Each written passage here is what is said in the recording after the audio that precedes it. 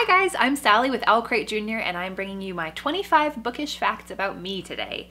Corey and Karina have both already done their videos and you can check them out in the links below, and Crystal, our amazing customer service representative, will be doing hers very soon. So without further ado, here are 25 bookish facts about me.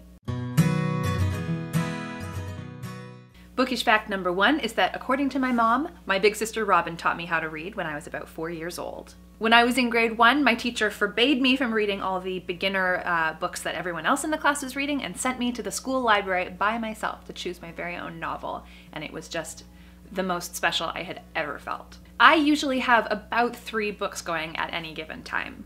I will just bounce back and forth between them. I do not have a problem DNFing a book. I figure there are so many books in the world that I want to get to at some point that I don't want to read something that I'm really not enjoying all the way to the end. With the exception of the Harry Potter series, I really don't remember reading for pleasure in high school. That might just be a fact that my memories are disappearing, but I think I really did just sort of drop off reading there for a while in my teenage years. I still to this day have not read a lot of the books that were assigned to me in high school, including Lord of the Flies and Animal Farm. Along the same lines as my last fact, there are a bunch of classic books that I haven't read, including anything by Jane Austen. I get sick after reading like a sentence in a moving vehicle, whether it's a train or a boat or a car. I just can't do it. Despite my love of podcasts, I can't seem to get into audiobooks. There's just something about it. I think I drop off of the story and my mind drifts for a while and then I've lost the story altogether. With the exception of shorter articles online, I really hate to read on a screen. And for that reason, I don't think I will ever be an ebook reader. I have only read through the Harry Potter series in its entirety maybe twice in my life. I've read certain books individually over and over again, but the whole series, not very many times.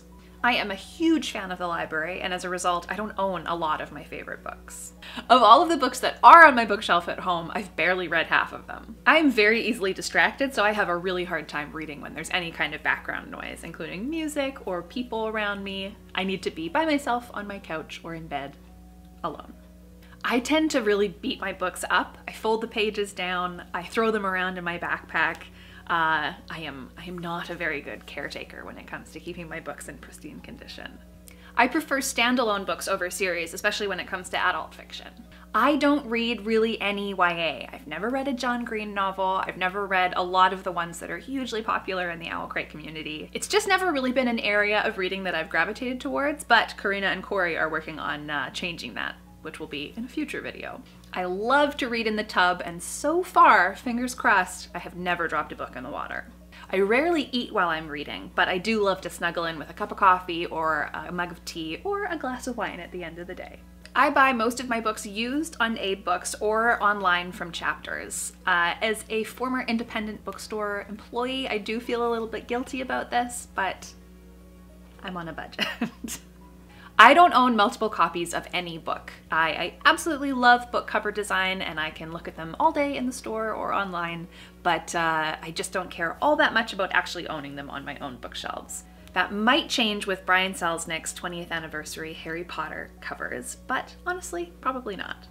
I own so many cookbooks. I just love them, but I barely ever use them. I love reading about all things comedy, whether it's an oral history or a biography or an autobiography or even just transcripts of a show or a sketch that I really enjoyed. I can't get enough of it. This also is the one exception to my audiobook rule. If somebody like Amy Poehler or Tina Fey is reading me their life story, I could listen all day long. I could happily spend my entire paycheck on picture books. No food necessary, just picture books all day long. The 2 favorites that I own right now are One Gorilla by Anthony Brown and Triangle by Mac Barnett. And finally, I don't think this is any secret, but I love talking about books with kids and just getting that perfect book into the reader's hand. It was my absolute favorite thing when I was working as a bookseller hand-selling books at Kids Books here in Vancouver, and it is still my very favorite thing now, just hearing about when our book picks really hit with kids. I cannot wait for my nephew to start reading so that I can talk books with him, but he's only 1, so it'll be maybe a year or so. So that is 25 bookish facts about me. If you like this video, give it a big thumbs up and always subscribe for more videos every Wednesday and Saturday. Happy reading and thanks for being awesome. Bye!